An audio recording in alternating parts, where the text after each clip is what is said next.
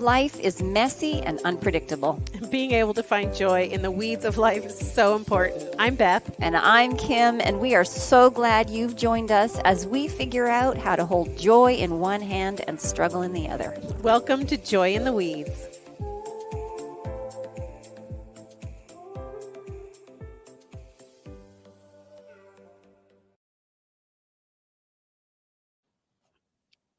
Okay, hello, everybody. Good morning. How are your weeds today, Beth? My weeds are really messy. I have fewer weeds today than I did the last time we were recording, Oh, so I'm it's so not so glad. bad. Good. I don't know that any of the other weeds have been resolved, but it is what it is. So, But they feel a little better. do you want to share about your weeds? Oh, my husband isn't here, so I go to bed too late. And I went and got a flu shot this morning. And so my arm is sore. And they were running late, and that made us late here. And it's just whatever. And I'm very stressed about this podcast. I'm very apprehensive, feeling anxious. Yeah. Why are you anxious about this one? I don't know. Well, I mean, I haven't figured that out yet. Okay. Probably because I don't feel qualified to have this Oh. conversation. Yeah. And I think I'm really, because you keep freezing, and I hope that this doesn't mess up our podcast. So I'm terribly afraid. So more weeds. So I'm terribly afraid my internet's going to give out on me or something. Well, I'm not having it on this end, at least not much. So Okay, good. Sorry, people, that you had to listen to that. Whatever. I mean, that's technical stuff that is also real life. So hopefully everything will be fine. Yeah, hopefully. Yeah. So what are we talking about today, Kim? So we are going to talk about the 4 women mentioned in Matthew in the genealogy of Jesus. Mm. These are some of the most incredible women you will ever meet. They are so cool. So I know you are super excited about us talking about this, and at the same time, like, apprehensive. So I find that really fascinating. Yeah, well, see, I have this negative belief about myself, and I don't know where it came from, and I probably should see a therapist of it, that I'm boring. Like it's just this thing. So I am used to, and I also have this other belief that I'm not supposed to talk. Like I'm not supposed to be the quote unquote center of like it's not supposed to be about me. Yeah, it's always supposed to be about other people. Yeah, pretty sick, eh? Well, let's set all that aside. Yeah, that's what I'm going to have to do, because I'm telling you, it's causing me a lot of anxiety. Because I feel like first of all, it's not supposed to be about you, Kim. You're not supposed to do all the talking, and you're boring. No. Oh my word. No, I'm so excited to talk about this. I feel very unqualified as well, but at the same time, I just I've heard and read enough to agree with you that this is something that is incredibly beautiful and way underspoken about. Oh, And yes. so I'm super excited that we're going to talk about it today. So, yeah. So the unspoken about, have you ever heard a sermon on Tamar, Judah's wife? Have you ever heard a sermon on Rahab, where she is the center of the sermon? Now, there probably have been sermons about Ruth, but generally speaking, those are just for women. Right. And yet there's a whole lot in that story. Yes. And then when we talk about Bathsheba, who is said she's named as the wife of Uriah, which I find very curious. That is usually in the context of David and his sin. And we don't talk about her. These So today we're going to talk about all 4 of them and how incredibly amazing they are, and similarities and differences, and how they reflect who different kinds of women, and how they actually reflect Jesus in different ways. And it's just the coolest thing. So who would you like to? I don't know what to do. Just start, Kim. Start Okay, with the okay. So, okay, first, the very first thing is I want to talk about how all 4 of them, their similarities. Okay. So all 4 of these women are not Israelites. Mm.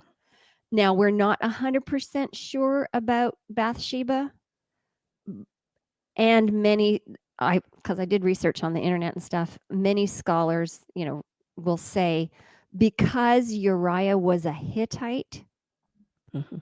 she was likely also a Hittite, and there's mention of her father. I don't know all, there's like she's the daughter of so and so and so and so, and it's highly likely that they were also in David's army as like hired guns, I think is what they did. Okay. So Okay. so Tamar, and Tamar is found in the book in Genesis chapter 38. And she's Okay. right there smack in the middle. Like her story is in the middle of Joseph's stuff. Like it's just the Mm. weirdest thing. It's just this random story that breaks up a narrative, which is very interesting. I don't know why. Mm. I just find it interesting.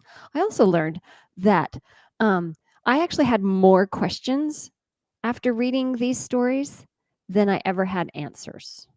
Like, Mm. why this? And why did you do this? And what was going on here? And why did they use these words? And what was this about? Many more questions. Okay, Okay, so go ahead. so back to the fact that they're all Not Israelites. not Israelites. That's a good way of That's putting it. Not probably the best way. Israelites. Yeah, they're all Yes. foreign. They're all Gentiles. Why is that important? Why do you find that interesting? Because, well, especially in the book of Matthew, because Matthew was written for Jews, Mhm.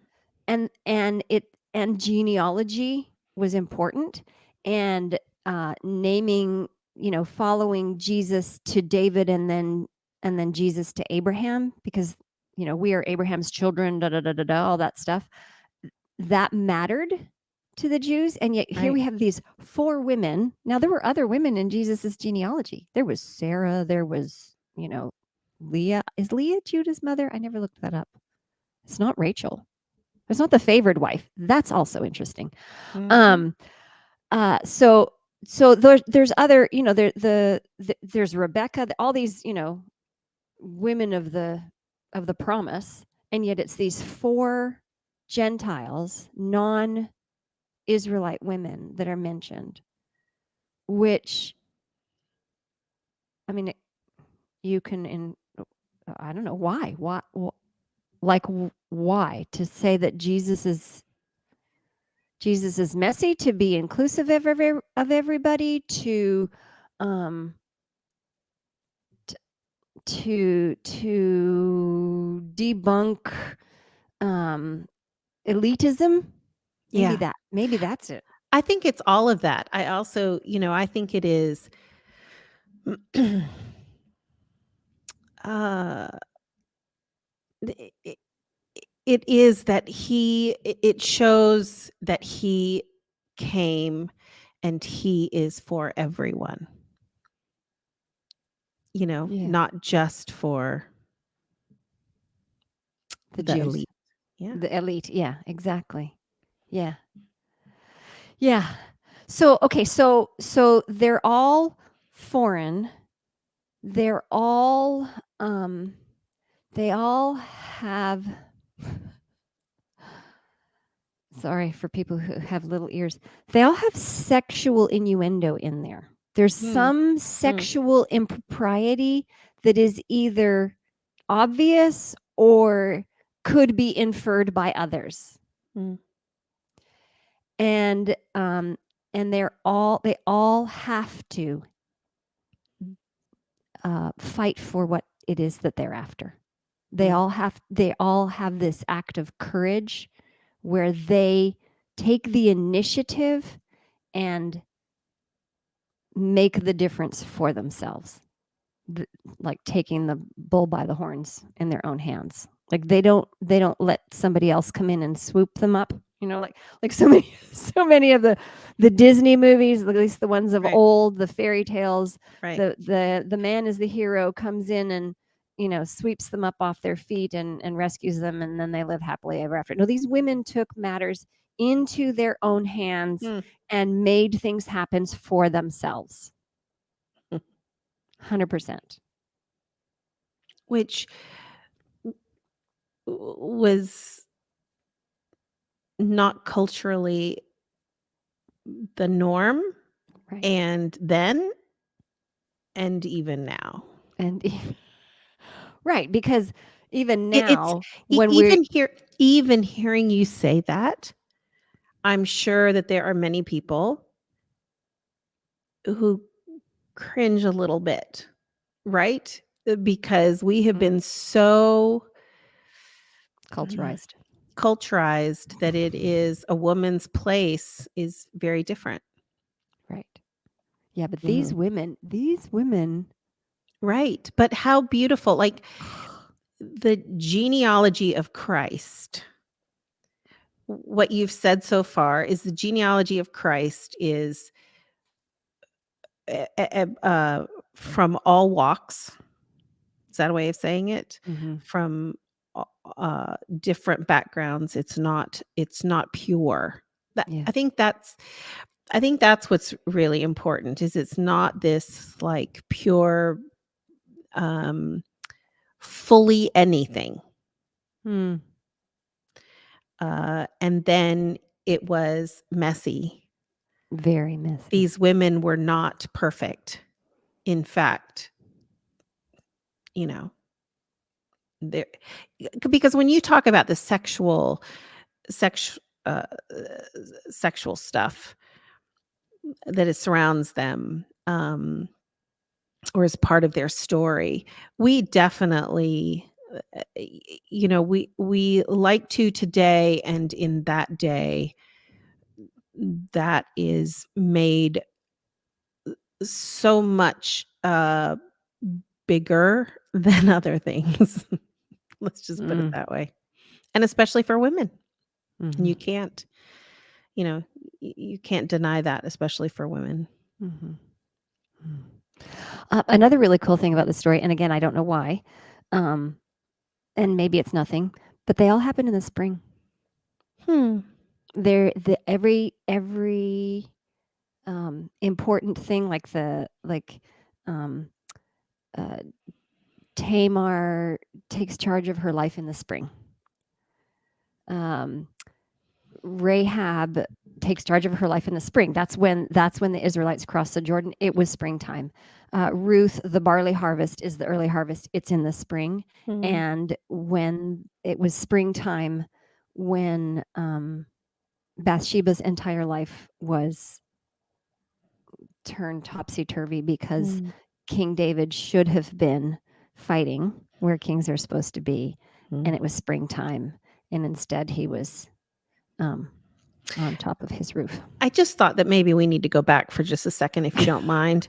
Um, uh, uh, there are, I'd say, the vast majority of people listening to this know exactly who these women are that you're Yeah, talking about, but many of them may not, right.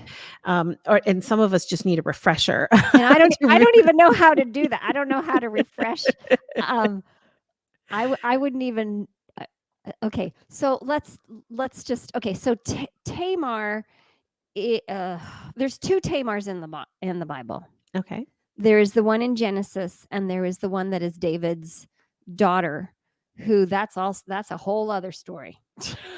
Where the one brother is in the half brother is in love, and then the other brother kills the half brother because the so Okay. So that's not the which one are you Tamar I'm talking. speaking about? I Okay. am talking about the Tamar in Genesis who is in Jesus's genealogy and is Judah's wife, Okay.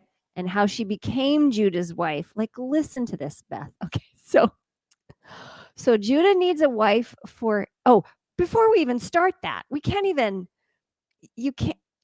You, well, we'll do that later. Okay. Um, Judah needs a wife for his son. Mhm. He chooses Tamar and Judah's son, I can't remember his name, marries Tamar. Well, this son is evil in the eyes of the Lord, and he dies. So custom would have it, which is what we need to talk about after. But custom would have it that when that happens, the next son marries that woman Mhm. to have so that she can have children for her first husband. Mhm. Mhm. It's an inheritance thing. It's the way that culture works. It's the Goel. It is kinsman redeemer. Is what the story of Ruth is all about. It's who Jesus is. It's all those things. Okay. Right. Right. So then the second son, and his name was Onan. He marries Tamar, but he doesn't want to have babies for his brother.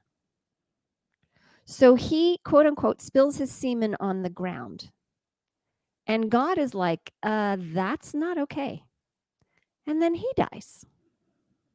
Well, Judah has a third son that then Tamar needs to be married to in order to fulfill the role of the kinsman redeemer.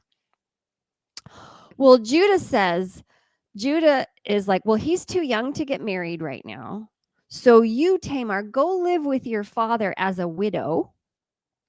And when this next son is old enough, then you guys can get married. Well, Judah had no intention. And it says that in scripture. He Mhm. was scared that Tamar was this omen of disaster that would kill all his sons. So he never intended for to give this third son to Tamar as a husband ever. He had completely discarded her, like, I don't want you around, you're bad news, completely abandoned her. Completely abandoned her. Well, one day she hears that he's coming to shear some sheep. You shear the sheep in the spring. And so she dresses up like a prostitute, which that's where the sex thing comes in. Okay? So she dresses up like a prostitute. She meets him at the gate, and I don't know how it happens, but he's like, "Okay, let's go do our thing. You're a prostitute." And she says, "Well, what are you going to give me?" And he says, "I'll give you a goat." And she says, "Well, you don't have the goat with you, so what can I use? What will you give me now so that um, I can be ensured that I'm going to get paid for this?" And that sounds fishy. That's messy. That's like, for our Western ears, that's kind of ooey. Like, first she's deceptive and all that. Right. But I'm not even going to go down that road because Rahab was also deceptive. Um, quote unquote, to us. She was deceptive. Anyway, so he gives her his signet ring and his cord that he carries a signet ring on, and it's those two things are very individualized. Mhm. They are So like, she has for proof. she has proof that this is Judah, like this is Judah, like Mhm. that's his stuff. Mhm. Um, so so so she gets pregnant. Um, before that, Judah then the next day tells his friend, "Here, take this goat to the prostitute at the gate." And so the friend goes to the gate and says, "Well, where's the prostitute?" And the guy says, "Well, there's no prostitute here. Like, well, I don't know what you're talking about. There's nobody here." So then the goat goes back to Judah. Judah says, "Well, I don't want to be made a fool of by looking for this woman. Let her keep my signet ring and my cord." So 3 months later, Judah is informed that his daughter-in-law was an adulteress. Basically, what I'm going to use the word, we may have to put caveats on this for children not to listen to. Basically, your daughter-in-law is a whore and has gotten pregnant by whoring. Like, literally, that's what the scriptures say. Mhm.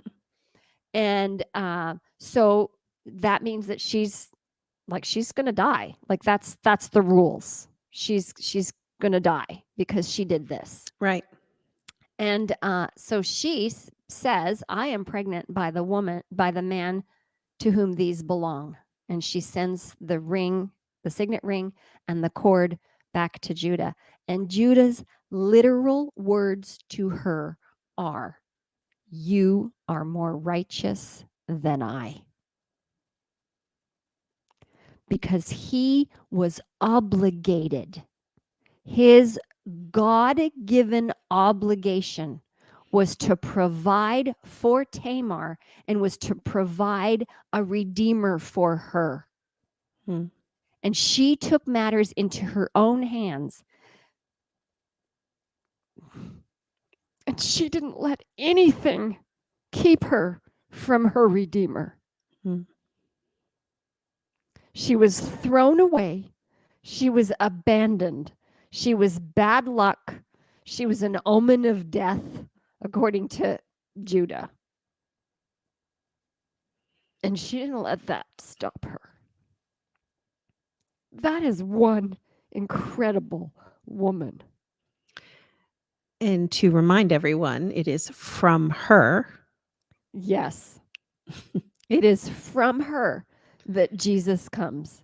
She has Yeah. twin boys, and it's that weird thing where the second born is actually the one that matters. Like Mhm. Mhm. the there's a cord that's put around the wrist, and then Right. the arm goes back in, and then the second baby comes, and that's actually the second born because he technically showed up. Anyway, I don't know how they do things, but it is by that that Jesus comes, and um, I mean, not it's yeah, it's his the he's in the genealogy. Jesus yes, comes. that's the line. That's the line. Sorry, Mhm. thank you for Mhm. clarifying. Um, what is cool? So then Judah does marry. He takes her. Scripture says Judah took her into his own home and was never intimate with her again. But he brought her into the home. But so in my head, I'm like, well, he married her. Mhm. He married her, and he never was sexually intimate with her again. Mhm. And what boggles my mind is when you look at the externals for her story. If you look at the externals, she's the problem. Mhm. She's the one who's causing these men to die, which is not true. Because the first husband was, scripture says he was evil in the sight of the Lord, and the Lord killed him, which I don't like that language, and I don't know what that really means, but that's a conversation for another day Another one. when I see Jesus. So she's discarded. She's the one. She's deceptive. She dresses up like a prostitute, which to our sensibilities is a terrible thing to do. We so look down on them. And it's interesting that in the Hebrew, there's two words for prostitute. There's the prostitute, and there's the cult prostitute. Mm. And I don't know whether those words are interchangeable, but in that story, both words are used. Mm. And I don't know what that means. I just find it very, very interesting. Yeah. In listening to you tell the story again, I just there's it's no accident that this is the line God chose, right? Um, and we can't, it's not just interesting. There's reason behind it all. And, you know, when you think about the shame, the weeds that was piled upon this woman, This woman. the weeds that just, you know, um, consumed her life, Mhm, right? Like, mhm. and some of the lies and the false accusation about or feeling that of who she Who was she when yeah. she wasn't, you know and then her pretending and her figuring out a way to get this done, Mhm. way to care Which for was her herself. right, which is not Yes, just, this isn't just, I'm doing the best I can. This was her right. This was her that's right. legal right. That's right. So it's And not that her she way, was some and we conniving. have to understand it was also her way of survival. It you don't you it was her way of survival. It was a very different culture, a very different time. But in all of that, um, you just have to, at the very least, acknowledge it was a big old mess. It was a big old mess. A big old mess. The thing is, though, Judah, I mean, in that culture, Judah should have brought her into his home and took care of her until the son was ready. The third son was ready Right. to marry her. Right. That was the right thing to do. That's right. That was the cultural expectation. Mhm. But instead, what he did is he just threw her away. And I can't help it but to think, because as I was thinking of these four different women, and then the women that were in Jesus's life, like when Mm. he was here on Mhm. earth, Mhm. and how Tamar just represents these women who are just thrown away. And Well, one of the women that came to my mind was um, the woman that was bleeding for 12 years, mhm. just thrown away. Mhm. We Mhm. have no use for you. Mhm. And no, not only is that false in what this says in her being part of the genealogy of Christ, um, it, not only did she find a redemption in a way, but Christ acknowledges that, he is also, because because she's named in the genealogy, right? Because we know she's named in that. Hmm. It is important to let his people know that this is where he comes from, Hmm. which is not a place of privilege, and not from a place of perfection, and not from, all of that, but from mess. Mhm. Yeah. Yeah. I had another thought about her, but I can't remember what it is. Okay, well, we're gonna have to go on to the next, or we're never gonna get Yes. through these. We're gonna have to have Okay. part 7. Okay. And that might get really boring. Okay. No, go ahead. So next in line, I mean, as far as the story goes, is Rahab. Okay. Mhm. So Rahab, again, prostitute. Rahab is a prostitute. Mm. And the Not script, just one who dressed up as one. right, So the first one just dressed up just as dressed up one. as one. This one Well, is and one. sold herself. I mean, she acted as one, really, to her father-in-law. See, that's to us. That's what Yes, we think. But yes. when you look at that culture, she did the right thing. That's No, no, no, no, I agree, but I'm saying she asked what he was gonna get. I guess that's still playing the part, so that's fine. Yeah, I get it. Alright, go on, move on. so anyway, so Rahab is a prostitute. Is a prostitute. And the scripture does not, and she is referred to as Rahab the prostitute. Mm, Um, mm, and it's mm, not a cult prostitute. okay, Because I have heard stories that the reason that at least that's not the word that's used in the book of Joshua. okay. Um, I have heard stories that the reason that the soldiers like listened to her and didn't search her house is because she was a cult prostitute. So Mm, that gave her high ranking. I don't see, when I read the story, I didn't see evidence of that, okay, except that she must have been respected because the soldiers didn't search her house. okay, So it could have been that, or it could have been a, a brothel that high ranking officials were in and they had no, I mean, I don't know. I don't know. What we do know is that the spies went there, and her conversation with the spies is, this entire city is scared to death. This entire city knows that your God is the God. mm, And I'm asking you, I am saying this day, right now, I believe that. And I'm asking you, as I am giving you refuge, give me refuge and everybody in my family.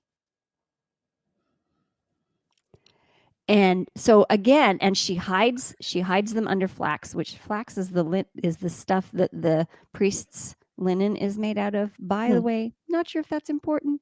I just find that another curious thing as to, is there a connection?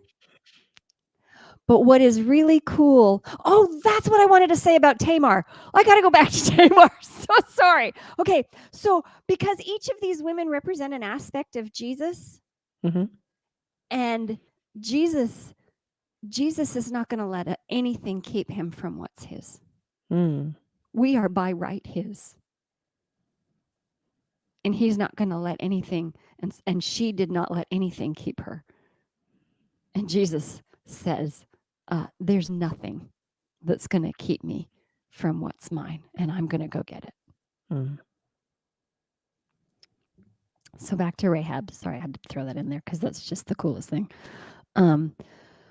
So they make this deal with Rahab, and they say, put the scarlet cord outside your window. And anybody in your household, anybody under your roof will be saved. And when the walls come down, Joshua tells whoever to go and tells the spies, go and get Rahab and anybody who is in her household. And that's what made me think of Tamar and the Jesus, is because you know how we go through so many stories. Moses is a Jesus type. David is a Jesus type. Solomon is like all these stories of all these men are types of Jesus. Rahab is a type of Jesus because everybody that was under her roof was saved. Mhm. And yes, it's reminiscent of the Passover. And yes, if you wanted to be technical, they're under the blood, because it's the blood, obviously. Well, it's the cord, obviously. But if we look at the truth of it, the truth is anybody who comes under Jesus, Yeah. anybody in his household under his roof is saved. So Yeah. don't tell me that Rahab isn't a type of Jesus. Mm. They didn't have to believe, quote unquote, like Rahab did. Mm. They just had to be under her roof. Mm. And she maybe, I don't know, I'm guessing, maybe she believed for them. And she provided what it was that they needed. Yeah. And interestingly enough, she is mentioned in the faith chapter in Hebrews 11. Mm. She is mentioned as Rahab the prostitute.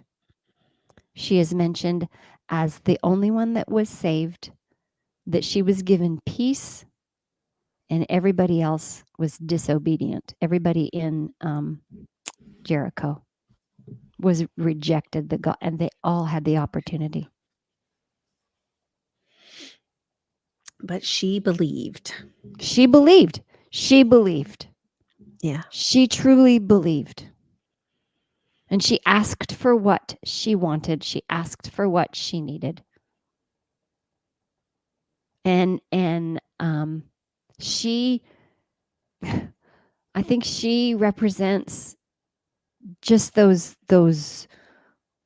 women who are just hardcore heathens, as my husband likes to say. She makes me think of the Syrophoenician woman who came to Jesus and said, can you heal my daughter? And Jesus, trying to teach his disciples something, said, well, I'm not going to give to the dogs what's supposed to go to the children. And that to me is who she represents, all of those who are completely 100% on the outside, Mm-hmm. who just say, and I believe. I also can't help but think of all of the women. There are so many women that listen to this podcast, and so many women out there that feel like they have failed in so many aspects of their life, but would love to have the confidence to cry out and to ask for all that are under their roof to be saved. Phew.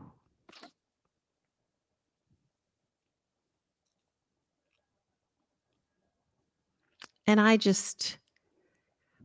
think it's a prayer we should be praying, and a prayer that we have, um, we have the assurance to pray, and I think she is a beautiful example that it was not because of her perfection that she was saved. Mm-mm. It was because of her belief. Because she said that God is the God. Mhm. God is who he says he is. And she asked for those under her roof to be saved.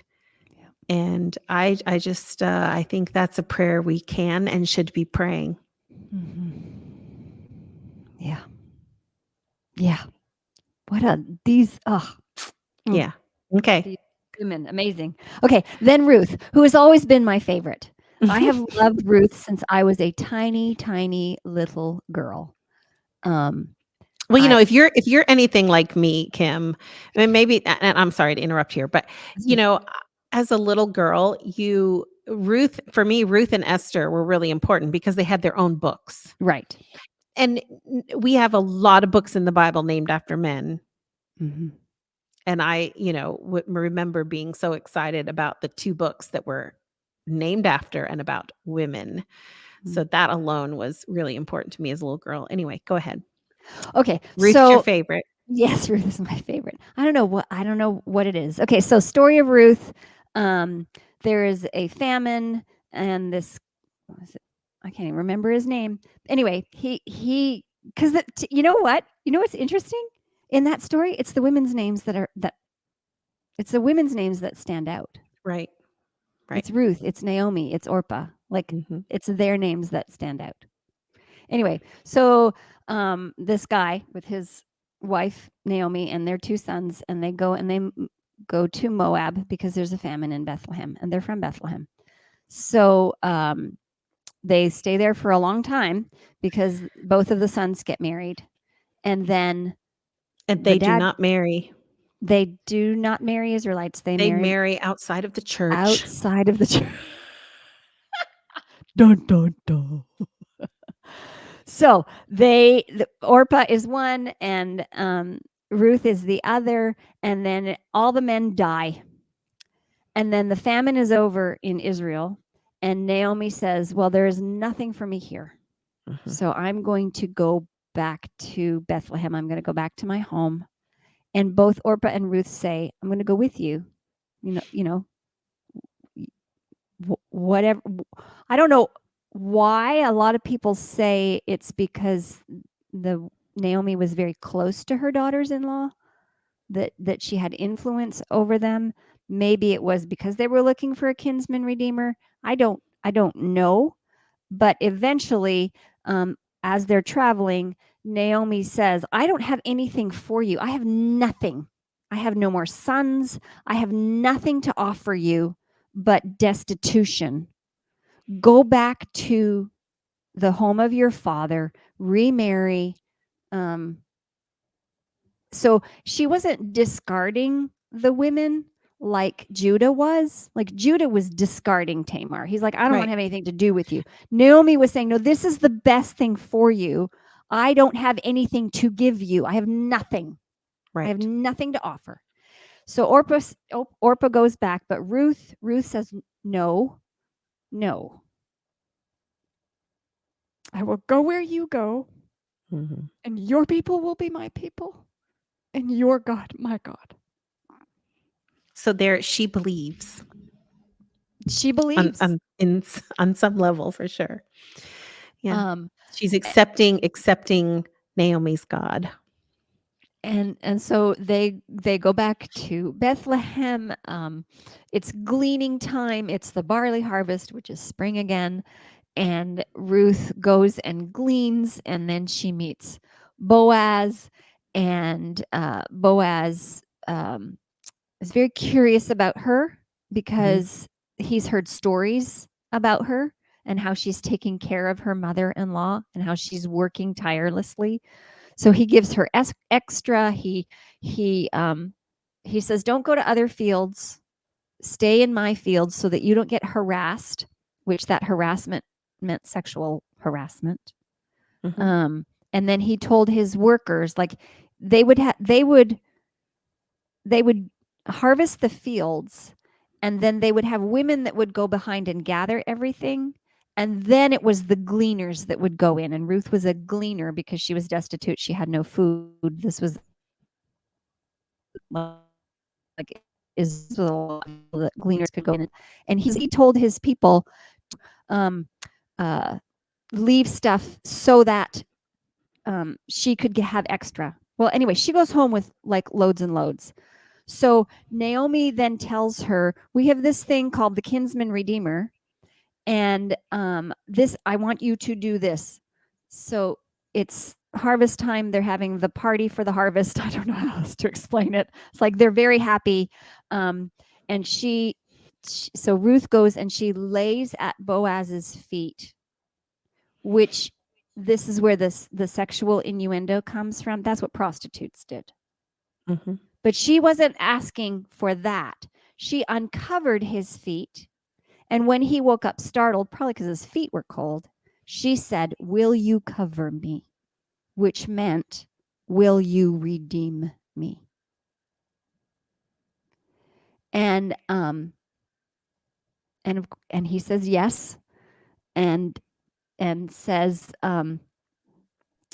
he has to do some business first because there's another guy that could buy the land, but anyway, Boaz works it out so that he Boaz redeems Ruth, and Ruth has Obed, which is the father of Jesse, and Jesse is the father of David. And what is fascinating about Ruth is that in the book of Ruth, the women or somebody says, "May you be like Tamar." Hmm. Exactly. May you be like Tamar. And Ruth is the only woman in the Bible who Boaz calls her a woman of valor, which is the same phrase that is used in Proverbs 31, Hmm. that is translated a virtuous woman, a noble woman. Hmm. But that word doesn't mean virtuous and noble. I mean, it can. But what it means is a woman of valor and courage. And it is the same word that is used for Gideon and many other warriors. Well, That is the same word. and the courage comes in many forms. The courage comes in her willingness to leave home, Mhm. willingness to leave what she knew, Mhm. um, to go and be with her mother-in-law. Mhm. And that was to go and be with her mother-in-law was there was no certainty of wealth or even Oh, a the home. the certainty was hardship. That's right. The certainty was hardship. That's what That's right. yes, she took that on. That's right. And so she, you know, accepted that. And, what courage it must have taken for her to be willing to do that. And, and then the courage to go and do the gleaning, that could not have been That's easy. And we hard know it work. wasn't because of, the passage where it talks about her staying there, Boaz wanting her to stay there so that she's not harassed. Mhm. And so that had to be difficult, but she was doing it for her and her mother-in-law and Mhm. just having the courage that she was just trying to survive. Mhm. Mhm. And then to be willing to go and lay at his feet and do that. I mean, when I uh, rejection of that Mm. Would have been devastating. would have made her look like the prostitute. Prostitute. Yeah. So her willingness to go and do that Yeah. was the willingness to be misunderstood. Yeah. And oh, speaking of prostitute, that Boaz tells her specifically, "Make sure nobody sees you leave Mm. because I don't want your reputation tarnished. Mm. Because that's what it would look like. If people see you, That's that's what they're right. gonna think you That's right. are. That's right. But she knew that, right? So she was willing to risk that because her mother-in-law was asking her to do this. Yeah. And she was willing, in honoring her mother-in-law and in doing what needed to be done, risking her reputation, Mhm. um, Risking it all. I mean, she risking risked it it all. She all. laid it all down. Yeah. Yeah.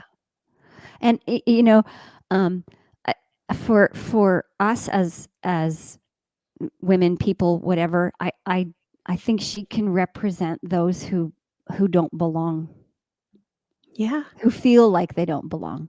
Yeah. Like, a Moabite, and I don't know the history, I probably should do some research on that, but they weren't allowed in the temple. Yep. There was bad feelings between Moab and, the Israelites. Mhm. And the whole Moab nation comes from, um, Lot and his daughter. Mhm. That's where they come from. Mhm. So it's really messy and it's really yucky. Yeah. So they so she represents those who don't belong, and yet Jesus says, "No, no, no. You belong. That's right. You belong. So have the courage and come and belong." Mhm. And as a representation of Jesus, I can't help but think that Jesus left everything familiar Yeah. and bound himself to us, just Mhm. like Ruth left everything familiar. And was willing to be misunderstood and was willing to, yeah, be persecuted and all the things that happened. He knew. Yeah. And he did it, and he bound himself. He is forever bound. Desire of Ages, the first, I think it's the Mhm. first chapter, talks about Page how 25. he is more bound to humanity than That's right. anything else. Right. Yeah. Because he took on he became one of us, Yeah. and he will forever be. So, Mhm. And left it all um, behind. all right. Okay, Keep going. Bathsheba. Okay, so first of all, we have to do a lot of clarification because I guess there's these movies about David and Bathsheba. Right.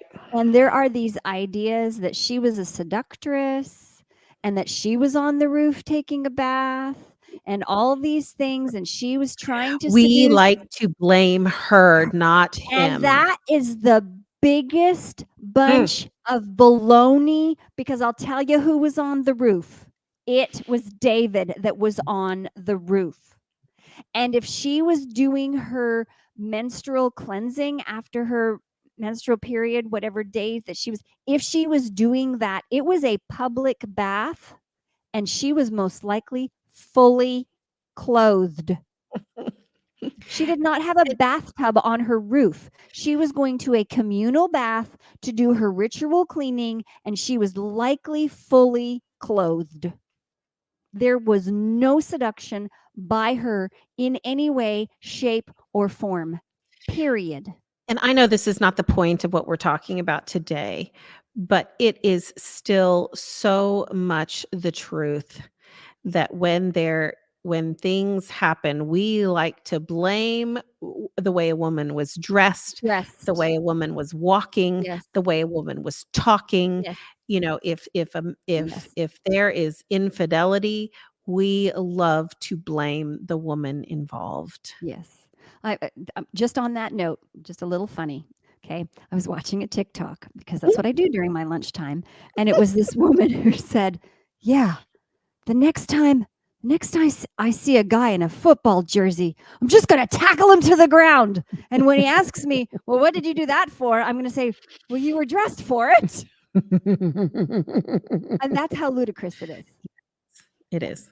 Anyway, Anyway, just little back to side note, Bathsheba. we have Bath, done that to her. We have done that to her. we have men have done that to her. Sorry. Yes, we have villainized her, saying that she was a seductress, that it was all her fault. The Mhm. other thing that I think is important for us to remember, while Morally, she was raped. And I think God would say, yes, moral, like that was a thing. Um, Culturally, the king could have whatever he wanted. So, in the eyes of the culture, like not Israelite culture, but just that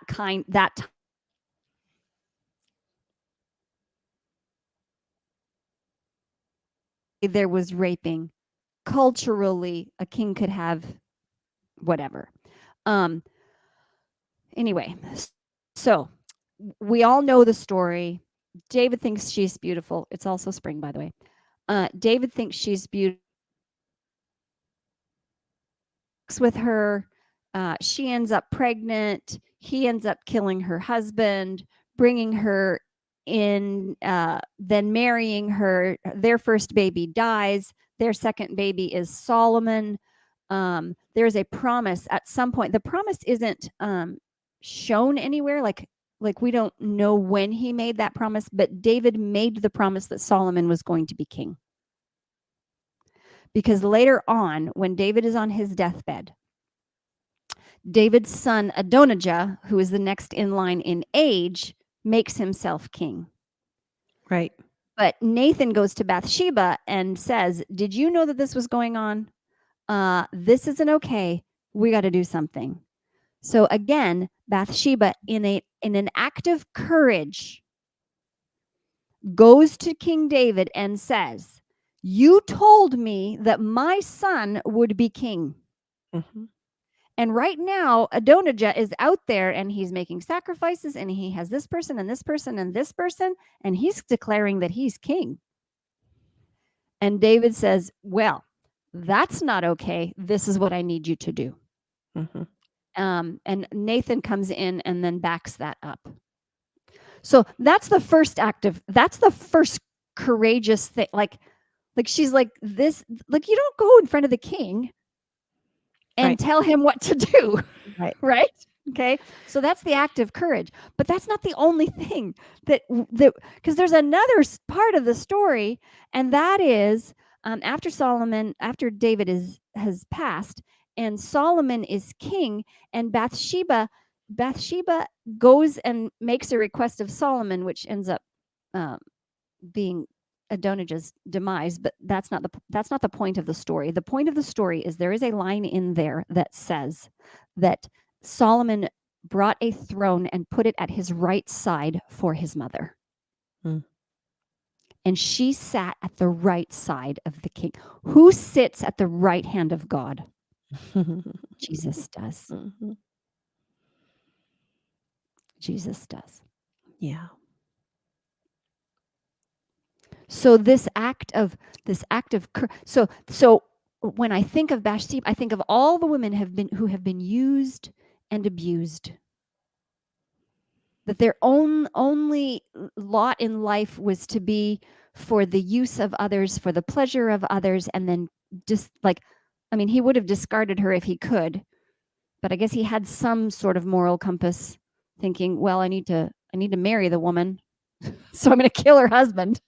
I'm not sure. Anyway, go ahead. I don't know. But he is called out, and Bathsheba is Bathsheba goes from being used and abused To the right hand of the king. to sitting at the right hand of the king. Yeah. I just knowing these stories and all, we can't begin to understand as much as the Israelites would understand. Right. Right? Right. And the fact that they are named in the genealogy to me is just, it is a profound and really, really important statement to the Israelites. I can't help but think, when you think about genealogy, I've recently been paying a lot of attention to my genealogy. It probably means because I'm getting old. And 'cause I remember when my parents and my grandparents all started, paying more attention to it, but they were getting old. Anyway, um, but, as you pay attention, it's great to we have a human tendency to want to find and highlight and think about the great people that are in our genealogy. And so for the Israelites to look at the the genealogy of the lineage, the genealogy of their savior, Mhm.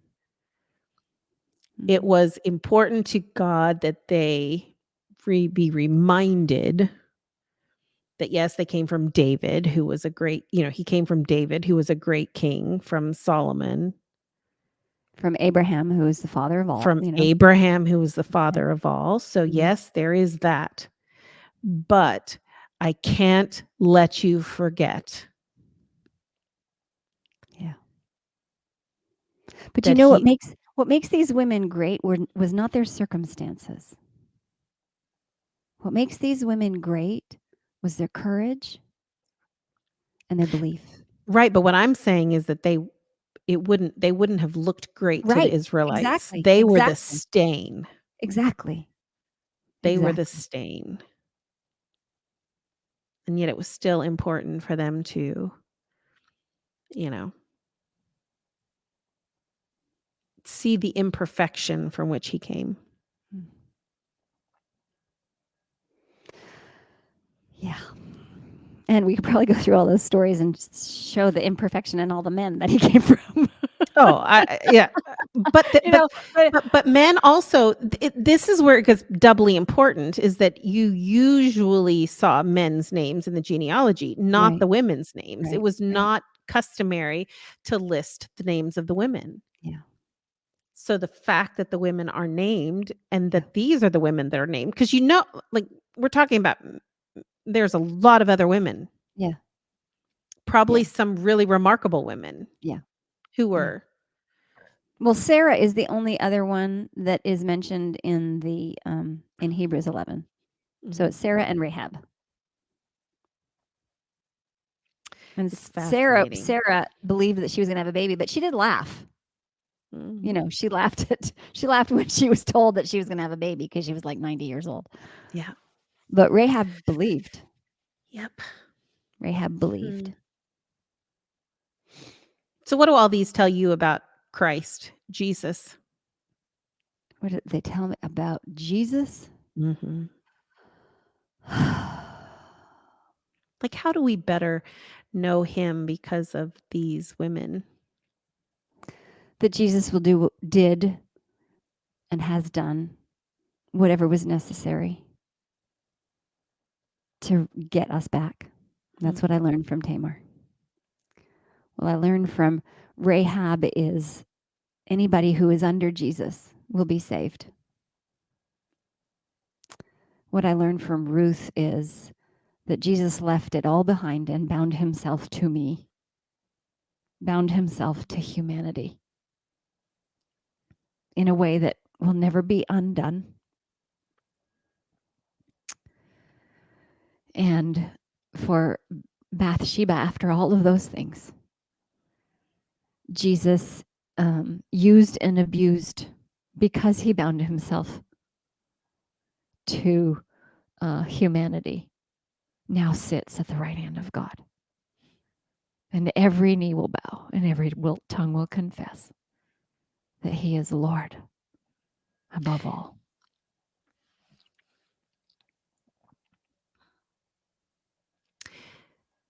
And if you are bound to him and he is sitting at the right hand of God, that's how we have the opportunity to be there as well. Yeah. And isn't there a song that says, "How could you not love a man like that?" Isn't That's there a good. song that Yeah, I says don't that? know. I'm Yeah. sure. Yeah. Yeah, so we wanted to do this today because it's Christmas. Yeah. Oh, time. by the way, this is dropping 2 days before my birthday, so it's my birthday Happy present. birthday.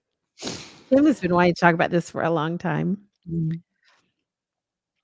but we wanted to do it too at Christmas time because I think it's incredibly beautiful and important to remember that mhm, well, to think about him in this time, Yeah. like, very simply put, Yeah. um, but perhaps to think about him in a even deeper way because of these women. Yeah. Um, And how you can put yourself in any one of these categories, and you can be woven into the story of Jesus, that nobody is on the outside. Nobody is on the outside. Nobody. If man has abandoned you, Jesus says you're mine. If the If church has abandoned if you. if the church says you don't belong, uh, Jesus says you belong. Mhm. If you are told that you're beyond saving because of the life that you have lived, Jesus says, "No, come to me. Come under my house." And if your circumstances in life have just been so crushing, not even to any and not because of something you have done or not done, but just circumstances have been so incredibly crushing that you just feel like there's no way forward, Yeah. Yeah. he's right there with you. Yeah. Yeah. And I just think that makes the Christmas story so much more. I find it interesting we haven't talked about Mary today. Right. Maybe that'll be another day. Uh, But if you think about Mary, and again, there's that idea she was pregnant out of wedlock. right. So there's scandal there too. And that was by God design. And that was by God design. Um, yeah. And she was It, courageous too, because she said she knew that was scandal. She knew what that meant for her. I And also she want to said, "I am the maidservant of the Lord. I Do want to what you want." challenge everyone listening to this, if they're still listening to this, because we've gone way too long. But I really want to challenge everyone that to look at the people around you differently. And I want you to think about these women, including Mary, and in their brokenness and their situation and their being misunderstood and all the things that we've talked about today. I want you to think about how you think about the people around you, Mm, about the one that might be dressed like a prostitute, mm, about the one that you think is acting or whatever it is that you're doing. And I want you to, we, w- but to think about the people that are around you, both men and women, and maybe in light of these four women, think of them a little differently. mhm. And that's how you see the world. But then also, like you were saying, no matter you personally, no matter you have a savior who came to this world Mm, through those remarkably flawed yet amazing women mhm. and came and did such an amazing thing for each and every one of us. I mean, Mm, it really is glorious. mhm. Mm. Okay, deep breath. Now, in the last 24 hours, Beth, what has brought you joy, laughter, or a smile? So this is so precious. I gotta see if I can find this. So we were having a conversation. This is Monday morning, and we were having we FaceTimed our son on on Sabbath, and it was Sabbath early evening, sun still up, but late Mhm, afternoon. Mhm. And our son was on a walk with our grandson, Nolan, Mhm. and they were walking around the golf course there where they live. And they hiked quite a ways. And Nolan, he just loves doing whatever he's doing with his dad. He's just such a happy dude. Um, anyway, at some point, Andrew was trying to distract him from something, and he started singing "Over the River and Through the Woods to Grandmother's House We Go." And he took it literally and wanted to know which house was Grammy B's, or Tutu's, as he now has started calling me. And so he would keep telling him, "Well, no, that's we're not actually walking to grandma's house." But he just kept insisting. So then Andrew called us and we talked to him and, talked about maybe he could come to our house another day.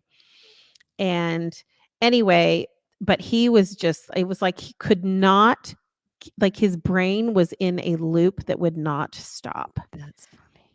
And so then we get this picture from Andrew. Can you see that? Oh, bless him. And he said underneath it, "This is when Nolan finally got it that we can't walk to grandmommy's house Oh, that's today." so sad. And so Oh, that's we heartbreaking. we texted back and basically said, I mean, we could come get him. Maybe he needs to come have a sleepover.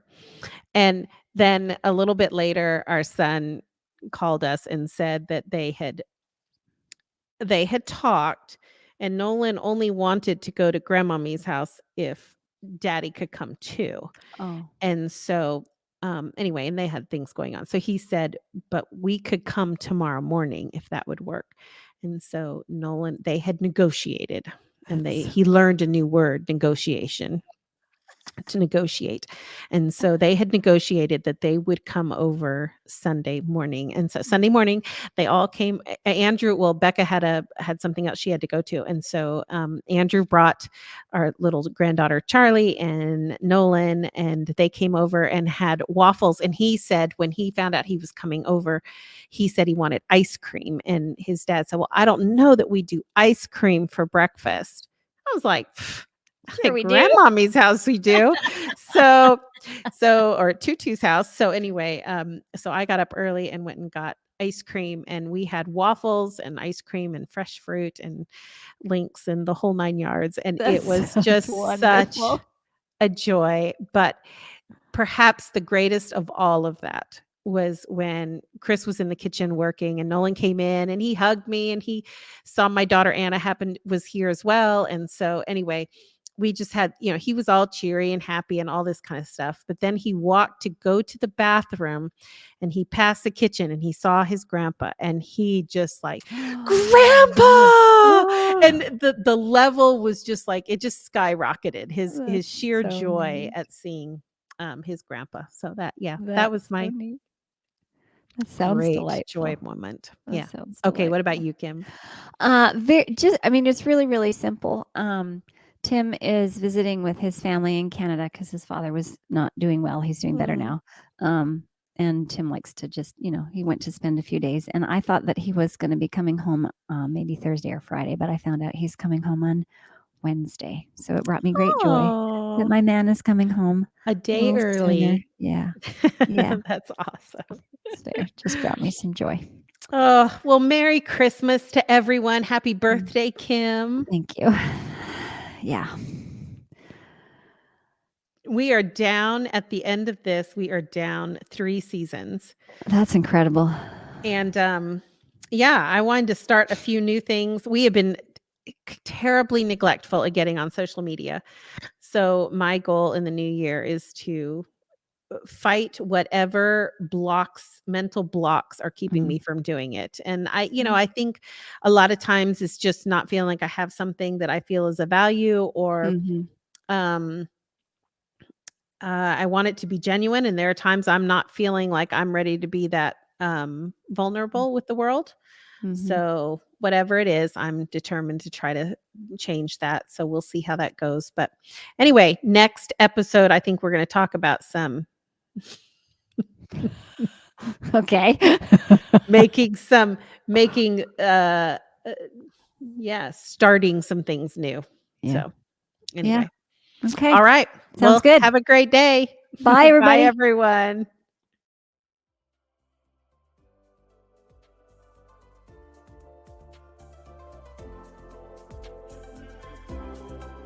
Thank you so much for joining us today. We would really love to hear from you. So please find us. We're on Facebook and Instagram. Just search for Joy in the Weeds. You can also email us. Our email address is joy@carolinasda.org. That's joy@carolinasda.org. Now, we hope that today, as you navigate the weeds, you will also hold on to moments of joy.